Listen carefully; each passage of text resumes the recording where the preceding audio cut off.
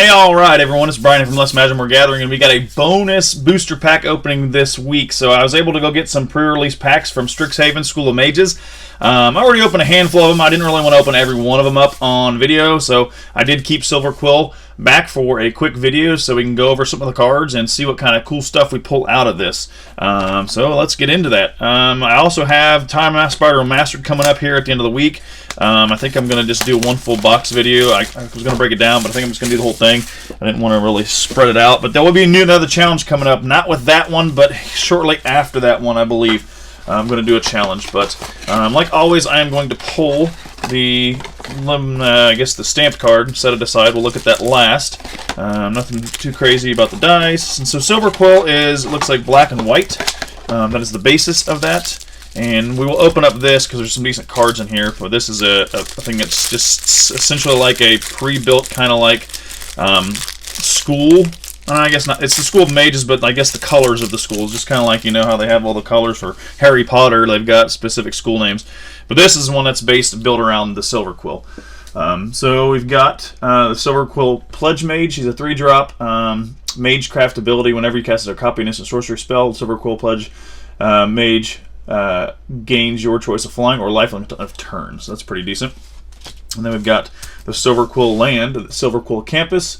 It comes in tapped. You can add a white or a black or pay for and scry 1. I think they all do that. All the colors, the combinations all have the same ability. So it's 2 color options, and then you pay for and scry. We've got Inkling Summoning, which is a lesson. So these lessons come into play a certain factor. If you have cards that have a learn ability on them, you can use this lesson from outside the game. And put it, I believe you can put them in your deck as well, but you can pull them from outside the game if you like to. So this one is a 3-drop sorcery lesson. Create a 2/1 white and black Inkling creature token flying.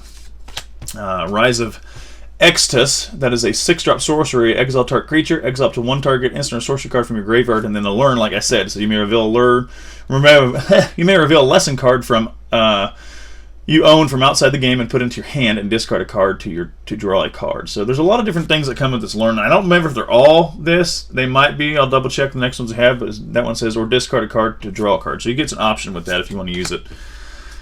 And here's another twist. This Allen's Shield Mage is a pretty decent card. So this is a 5-drop flying and has a ward ability. Now ward abilities are different per card. Some of them are similar, but for the most part, I think there's always a pay option of 3 life. So Ward says pay 3 life. Whenever this creature becomes the target of spell or ability an opponent controls, counter it unless that player pays 3 life. So these have an automatic counter on them unless your opponent pays the 3 life. So that can be problematic towards the back end of the game, especially if they're low on life. They won't be able to target it. And that was a flying creature 3/3. So Leech Fanatic, 2-drop creature human warlock. As long as it's your turn, Leech Fanatic has lifelink. And then another lesson is this one's Expanded Anatomy. It's a 3-drop sorcery. Put 2+1/+1 encounters on target creature. It gains vigilance until end of turn. So that's a decent one there. Exhilarating Elocution, 4-drop. Put a +1/+1 counter. Put 2+1/+1 counters on target creature control. Other creatures you control get a +1/+1 on turn. That's not bad at all. So you can give something a quick pump up, and then everything you have on the field of play gets pumped 1 and then get kind of gnarly. So that'll be useful in the lifelink with the veto option if you have a decent amount of creatures out there. You have, obviously, you're going to need to pay a lot to get them all lifelink, but if you were able to do so, that's pretty good sorcery to throw in the mix. Eager First Year, 2-drop, Magecraft. Whenever you cast or copy an instant or sorcery spell, Eager First Year gets a +1/+1 until end of turn. So Magecraft is essentially that. You're going to, whenever you cast something or copy it, you're going to trigger this because it's on the field of play. So that's what Magecraft. It looks like it's the same on all the cards, I think. Could be wrong, but I think it is. Secret Rendezvous, 3-drop. You and target opponent each draw 3 cards. Nice. Mage Hunter, 4-drop creature horror. Whenever an opponent casts or copies an instant whenever an opponent casts or copies an instant or sorcery spell, they lose 1 life. So if they've got Magecraft and this guy's on the field of play, it'll mess with them a little bit because they're going to copy that and counter that. I guess it's not Magecraft, but if they're playing that kind of a thing where they can do Magecraft, then it's going to hurt them, I guess. Magecraft itself has a triggered ability. Killian Ink Duelist, 2-drop lifelink, has Menace, and so spells you cast at target creature, target a creature, costs 2 less to cast. So unfortunately, spells you cast at target a creature Cost 2 less. So they're cheaper for you, so you can target your creatures cheaper. And our rare is Auric Lore Mage.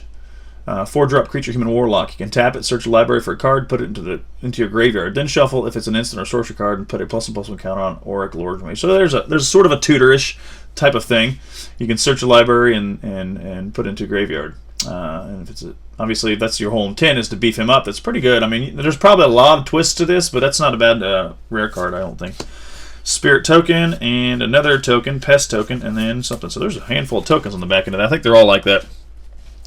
All right, getting to our first pack here. So you can kind of see how the Strixhaven playability is working. There's a lot of stuff that's really revolved around just, I don't know, I guess just triggering of certain spells and copying spells. The Magecraft is big. There's a lot of different things that are going on with this one. So Stonebound Mentor. That is a 3-drop Spirit Advisor. When one or more cards leaves your graveyard, scry 1. Make Your Mark. Hold on, get back in there. Pay 1. Target creature gets a +1/+0 until end of turn. When that creature dies this turn, to create a 3/2 red and white spirit creature token. So essentially, you pump something up to kill something, hopefully, in that play, and then you get a 3/2 back. So even if yours is going to die, you get that 3/2 back. So here's another land card. Same option. It's 2 color choice, and then you can pay 4 and scry 1. Just a different land. Same thing. Quandrix Pledge Mage, 3-drop Magecraft. So whenever you do the copy or cast, you could have put a +1/+1 counter on Quad Mage. So this one's a little different. So whenever you cast spells, you get a +1 more if you copy something. So there's definitely a huge kind of setup with that type of Magecraft stuff. You can really get some stuff going. 5-drop Bury in Books. So this spell costs 2 less to cast if it targets an attacking creature. Put target creature into its owner's library second from the top. So if you happen to play the black, white, and blue combo with that one, not only does this cost 2 less to pay two less to target a creature that's attacking, but if it's one of your creatures, it's only all 1, and it's not bad. So I mean, there's ways to get around that if that's the way you want to go. Tome Shredder, 3-drop creature, Wolf Haste. Tap it, exile an instant or sorcery card from your graveyard, put a +1/+1 counter on Tome Shredder. Reckless Amplimancer, 2-drop creature, Elf Druid. You pay 5, double Reckless. Amplimancer's power and toughness until end of turn. So if you can get him pumped pretty high, then you can double it and make him pretty ruthless. You got to give it that trample, unless there's some other options.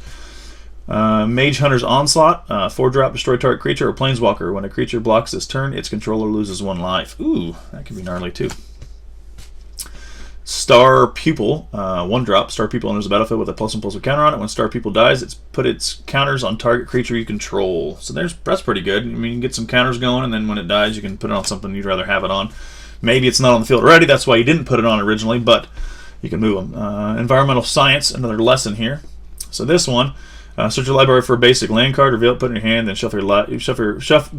You gain 2 life. So there's a card out there that has a learn ability, and it gives you a land. So this is like a good combo for that lesson and that learn ability. So the card itself gives you a land, and then this would give you a land and gain 2 life. So there's a good combo right there with that one. If that's the way you wanted to go, that's why I would do it. Eye Witch, 1-drop. That is an eye bat, obviously. Flying, when Eye Witch dies, learn. So then you get to learn and do that whole cool stuff there with that guy. Symmetry Sage, that is a 1-drop flying human wizard. Has the Magecraft, and then when you Magecraft kicks in, target creature you control has base power of 2 until end of turn. So you could pump something up that small with the low base power that might already be pretty heavy, but like that could be pretty effective in some cases. Golden Ratio, 3-drop, draw a card for each different power among creatures you control. Nice, that's good, heavy draw. And then our rare is, land. Shimmer Shadow Snarl. I think I've already pulled this out of some previous packs. As it enters the battlefield, you may reveal a plains or swamp card from your hand. If you don't, it comes in the battlefield tapped. It has a dual land ability, so that's pretty good. And our Strixhaven Mystical Archive card is going to be Eliminate. So these are pretty cool. You get one of these in every pack, and sometimes you get lucky and get the rares. I have not yet got a foil, but I don't know if they come in the just basic packs. They might. I don't know. They may only come in either a set booster. I'm still trying to figure out. I haven't got that stuff in yet. This is just something I was able to pick in my local game store. But nonetheless, they're pretty cool looking. It's a unique, different style card. And like I said, I don't know if you get foils out of each. I can get foils out of the packs. It's possible, but if we don't, no big deal. Still get some cool ones. You know what Eliminate does? I'm not going to read it. It's from a previous set, so it's essentially a reprint. All right, Spectacle Mage. Spectacle. 3-drop flying. Instant sorcery spells you cost with mana value 5 or greater. Costs 1 less to cast. So that's pretty useful if you're doing that heavy spell casting. Sorcery is an instant. Cogwork Archivist. I can't say. No, I can't read that. 6-drop. A creature construct. Reach. Pay 2. Tap it. Put target card from your grave on the bottom of your owner's library. Thrilling Discovery. 2-drop. You gain 2 life. Then you may discard 2 cards. If you do, draw 3 cards. Not bad. Frost Trickster. 3-drop. Alright, I'm losing my focus here. Bird Wizard Flying. When Frost Trickster enters the battlefield, tap target creature and opponent controls. That creature doesn't untap during its control's next untap step. Fuming Effigy, 4-drop. Whenever one or more cards leaves your graveyard, Fuming Effigy deals 1 damage to each opponent. Nice. Springmane Servant, 3-drop. When Springmane Servant enters the battlefield, you gain 2 life. Leech Fanatic, 1-drop. As long as it's your turn, Leech Fanatic has lifelink. Good card. Pilgrim of the Ages, 3-drop. When Pilgrim of the Ages enters the battlefield, you may search your library for basic plains card, reveal it, put it in your hand, and shuffle. You can pay 6, return it to from your graveyard to your hand. So that gives you a chance, if it's been killed, to kind of keeps people from getting rid of it, especially if you're late in the game with a 6 mana. I mean, you only get another plains, but you never know, that could be the change in the game. Pest Summoning. Here's a lesson. We've got 3-drop. Create 2 1/1 black and green pest creature tokens with, when this creature dies, you gain 1 life. Nice. And then Humiliate, 2-drop. Target opponent reveals their hand. You choose a non-land card from that. From it, player discards that card. Put a +1/+1 counter on. Hold on, we'll get there. A creature you control. All right, cool. Stormkiln Artist, 4-drop Dwarf Shaman. When Stormkiln Artist gets +1/+0 for each artifact you control. Has Magecraft, and Magecraft kicks in. You create a treasure token. Access Tunnel, Uncommon Land. Tap for colorless, and then you can pay 3, tap it. Target creature with power 3 or less can't be blocked this turn. So that could be useful. And we have Devastating Mastery. That is a 6-drop with 4 plains.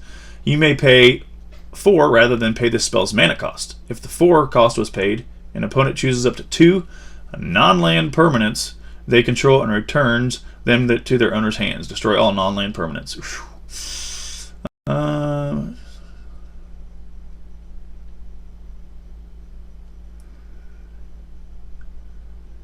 So that's weird. So if you pay 4, cost was paid, an opponent chooses up to 2 non-land permanents. So essentially you're destroying all non-land permanents, but you're giving your opponent the option to pull something and put it back in their hand. I don't know why you'd want to do that. I don't know. Maybe there's something else. I mean, I guess there's probably something that goes on there, but who knows? Hey, we did get a rare Mystical Archive card, so let's see what that is. Mana Tide. That's a pretty cool one. Mana Tide is a decent card back in the day, and now it's a reprint, so we'll read it. It's a little older. So it's an instant sorcery draw. It's an instant card. Pay 1. Counter target spell unless its controller pays 1. So it's a decent card. I'd like to get the foil of that one, but hey, whatever. No big deal. So we got that. We did get a foil. We got Dina Soul Steeper. She is a 2-drop legendary creature. So we got a legendary, a Dryad. Dryad Druid, so it's double whammy. She's a Dryad Druid. Whenever you gain life, each opponent loses 1 life. Pay 1, sacrifice another creature. Dina Soul Steeper gets a +X/+0 until end of turn, where X is the sacrifice creature's power. Not bad. Can be useful in some cases. So there's our first foil. Alright, cool. Got some good stuff there. Guess I should take my knife out of the camera. It's been sitting there. It looks a little weird. It's just my little plastic cutter, man. Leave me alone. Lorehold Pledge. Pledge Mage, 3-drop, first strike, has Magecraft ability, and when it kicks in, it gets a +1/+0 until end of turn. Biblioplex Assistant. I wanted to say assassinate. Assistant. It's a gargoyle, flying, and when it enters the battlefield, put up to 1 target instant or sorcery card from your graveyard on top of your library. So it helps you get some cards back that you might need. As long as your opponent doesn't have you mill. Infused with Vitality. Until the end of turn, target creature gains a death touch, and when this creature dies, return to the battlefield tapped under its owner's control. You gain 2 life. Nice. So you're killing something, bringing your stuff back, and gaining 2 life. That's actually a gnarly card. Seems like that would be something you'd have in like the rare level. Until end of turn, target creature gains death touch. So you get a death touch, you just killed something that's blocking you, or blocked, or whatever the case may be. When this creature dies, return to the battlefield tapped under its owner's control. So you get a creature back. You gain 2 life. So that's pretty cool. I'm not sure why that's a common. I feel like, I know I'm not the best at understanding why they place them in the common realm or uncommon or rare mythic and then the value, but that's a 2-drop, 2-color 2-drop, and you get 3 things that occur. You're going to kill a creature more than likely. You're going to lose your creature, but you're going to get it back, and you're going to gain 2 life. That's pretty good. That's a nice card right there. I bet you that's going to be pretty useful in all formats, in my opinion. Defend the Campus, 4-drop. Choose 1. Creature you control get a +1/+1 until end of turn. Destroy target creature with power 4 or greater. Defend the Campus! I think I already read that one, maybe. I don't know. Reject, counter target spell. It's 2-drop, counter target creature or planeswalker spell unless its controller pays 3. If that spell is countered this way, exile it instead of putting it into its owner's graveyard. So you can do some exiling there. Twister Coil. Twin Scroll Shaman, 3-drop, double strike, 1/2 creature. Scurried Colony, 2-drop squirrel. Reach, Scurried Colony gets +2/+2 as long as you control 8 or more lands. Nice. Not bad little card to get into your green meanies. You only get a +2/+2, but that's decent. By the time you're in a certain phase of the game, you should have 8 lands. Lash of Malice, 1-drop target creature gets a +2/-2 until end of turn. So you can beef yours up. Hopefully your defense is strong enough to handle on -2 before it all kicks in. 2-drop Eager First Year, Mage Graft. When that kicks in, it gets a +1/+0 until end of turn. It's a 2/2. And we have a lesson. Introduction to Annihilation. I don't think I've read that one. Maybe I have. Exile target non-land permanent. Its controller draws a card. So, you could get rid of something that you have that's not really worth it. Permanent's a token, so you can have a chintzy 1/1 out there and give yourself a draw, but I feel like that's an expensive draw. Probably better off just getting rid of your opponent's stuff. Professor of Symbiology, 2-drop. When Professor of Symbiology enters the battlefield, learn. So you get to go search for a lesson, or do the other thing. Or discard a card and draw a card. Yeah, that's what it means.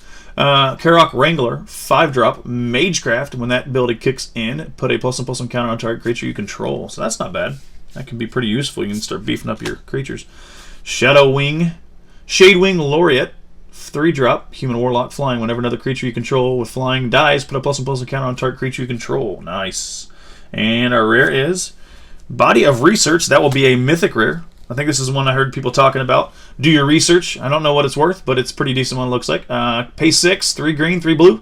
Sorcery. Create 0/0 green and blue fractal creature token. Put X +1/+1 counters on it, where X is the number of cards in your library. Yo! Woo! Granted, 60-card deck with the 6-drop with that many mana, you can get a mana pretty quick.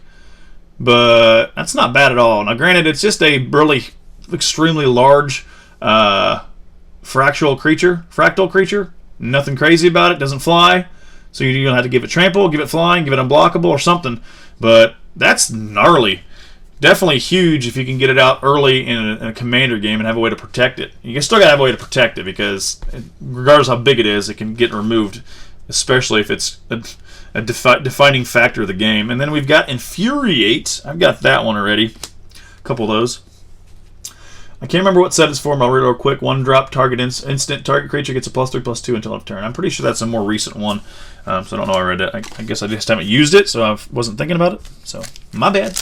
But nonetheless, that Body of Research mythic rare is pretty cool. That's pretty awesome. I don't know how much it's worth. I'm gonna guess it's at least a $5 or $6 mythic rare, maybe more. I could be wrong. I'll look it up later.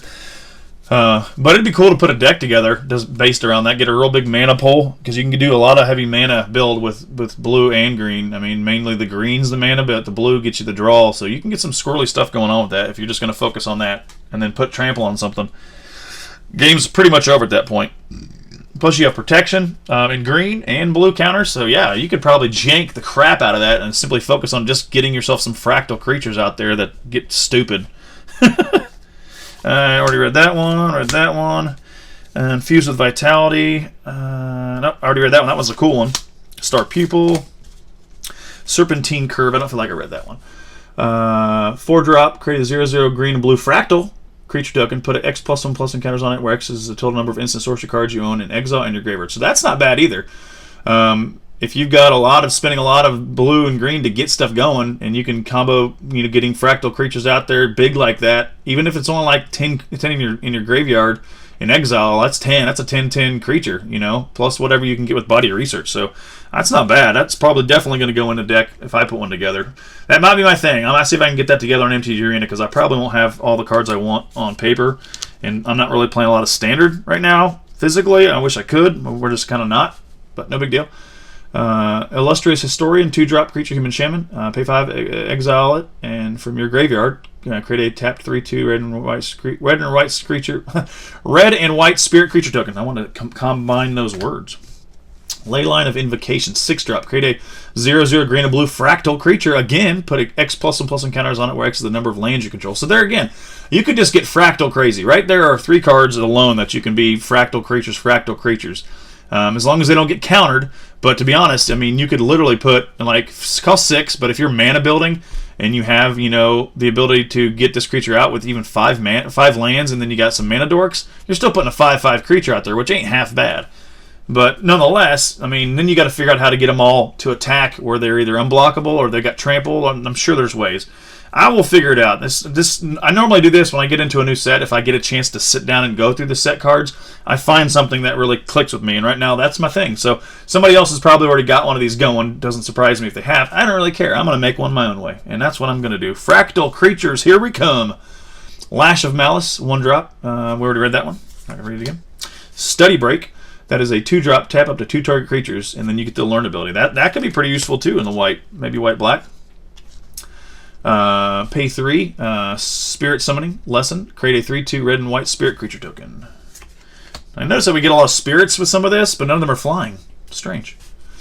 Maelstrom Muse, 4-drop. Djinn Wizard, flying. Whenever Maelstrom Muse attacks, the next instant or sorcery spell you cast this turn costs X less to cast, where X is the Maelstrom Muse's power and his ability as an ability resolves. As this ability. So technically 2. Alright, cool. I can see how that would be useful on a blue-red. Mage Hunter, 4-drop. Whenever an opponent casts or copies an instant or sorcery spell, they lose 1 life. Already read that one once before too. Rip Apart. Choose 1. You can deal 3 damage to target creature or planeswalker, or destroy target artifact or achievement. Not bad at all. That's pretty decent for 2-drop. I mean, because not saying all your planeswalkers are going to get killed in the 3, but they might be in that point where, well, I can risk 3 because I got blockers. Well, not if I deal 3 damage to it. Nonetheless, and you get options. That's a pretty good one too. And our rare looks like another land. Vine Glimmer Snarl. So when it enters the battlefield, you may reveal a forest or land card, same as the other one. If you don't have one in your hand, then it comes in tapped and it's 2 lands. So pretty good. And our Mystical Archive card is Whirlwind Denial. I don't think I've got this one yet. That one's pretty cool. So let's read that one. I feel like this is new, but my brain is hurting. I know I've seen this, but I don't know if it's recent or not. And I know probably because I've not used it. 3-drop. For each spell and ability your opponent's control, counter it unless its controller pays 4. So you're countering each of them. That's weird. I feel like that's something that's definitely older. For each spell and ability your opponent's control, counter it. All right, last pack. Here we go. Getting squirrely. All right, we've got Archway Commons. That is a standard land card. It's not standard, not basic. It's different. Archway Commons enters battlefield tapped. When it enters the battlefield, sacrifice unless you pay 1. So that's a multicolor one. They always seem to put those out. They're good. Nice to have, especially if you've taken stuff and you can use something else's ability. Definitely going to go in my Thassa deck. Needlethorn Drake, 2-drop, Flying Death Touch. That's a decent one. Already read the Pledge Mage. Already read the Shaman. Already read the Colony. Lash of Malice. Eager First Year. Already did that one too. Soothsayer Adept. Pretty sure 2-drop. Merfolk Wizard. Pay 2. Tap it. Draw a card. And discard a card. That's not bad. Illustrious Historian. Already did that one. Expanded Anatomy. Maybe. I think I did, but 3-drop, put 2 plus and plus encounters on target creature, gains vigilance end of turn. Not bad. That's a lesson. That's a lesson. Here's a free lesson. Dinah Soul Steeper, already read that one. She's pretty cool. Necrotic Fumes, another lesson. This is uncommon. I don't think I've done this one yet. 3-drop is additional cost to cast a spell, exile a creature you control, exile target creature or planeswalker. So you have to get rid of something of yours, but you can get rid of something of theirs. Expressive Iteration. 2-drop. Look at the top 3 cards of your library. Put one of them into your hand. Put one of them in the bottom of your library and exile one of them. You may play the exiled card this turn. All right, so it gives you a chance to tutor, look at some stuff, get rid of something, keep something, play something. So it is what it is. Take it or leave it. Not bad at all. And our rare is another land. Nice. Hitting these lands pretty good. Frost Boil Snarl. Same concept. If you have a mountain or an island, you can keep it. Comes in untapped. If you don't, it comes in tapped, and you can tap it for a mountain or island. And our mystical archive is Claim the Firstborn. I don't think I got this one yet either. This one's pretty standard. This is one of my favorite ones to use in my Thoughts Control deck. But not bad at all. It's a simple one. Simple 1-drop. Allows you to take a creature that's the mana cost is 3 or less, which is really fun in some cases because sometimes people use those 2 or 3-drop creatures in their life gain, or at the start of each turn, you know, they gain a counter, or every time you gain life, they gain a counter. So all that crap gets pretty big at a certain point, and if you can avoid the damage, if you possibly can avoid the damage, you just take it and use it real quick against them because it's just less than 3, even though it's like a 5/5 or 6/6, but still a good card. All right. Not bad. I think we got some pretty decent stuff out of this. So I'm going to roll this bad boy over, show you what it is, and then I will take a look at it. I'm not sure. Hopefully I get something different. I've gotten something different out of all the other ones I've opened. Maybe we'll get one this time. All right, here we go. And that is our stamped foil for this pre-release pack.